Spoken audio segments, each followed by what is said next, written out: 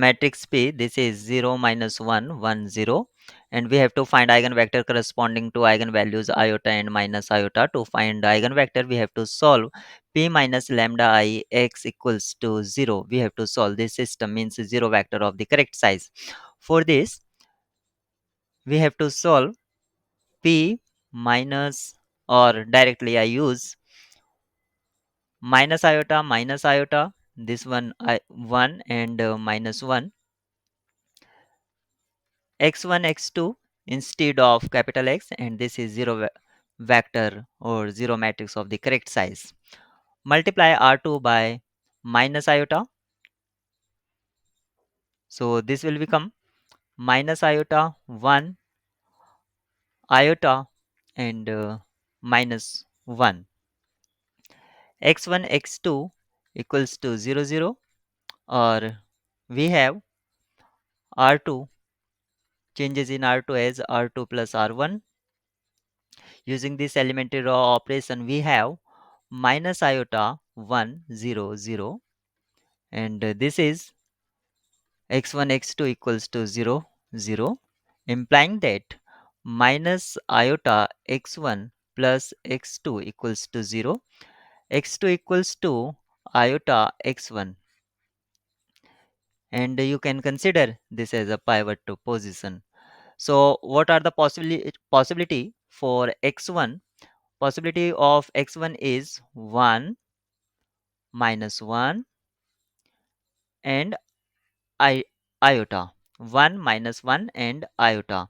We try to put these three possibility in the this equation, 1 minus 1 and iota. Using this one, if I use x1 as 1, so x2 will be iota. If I use minus 1, then minus iota. If you use iota, then minus 1. Now check which one option is giving. So 1 and iota, option 1 is correct. 1 and iota, option B might be correct. So option A and B might be correct. And option C and D discard already, because of whenever we put minus 1, you can see what is coming. Now try to find eigenvector corresponding to eigenvalue minus iota. As matrix was 0, what was matrix? 0 minus 1, 0 minus 1, 1 0, and we have to find corresponding to minus iota. So this will be iota iota 1 minus 1, and x1 x2 equals to 0 matrix of the correct size. Actually we have write p minus lambda, so p plus lambda identity matrix x1 x2 equals to 0 0.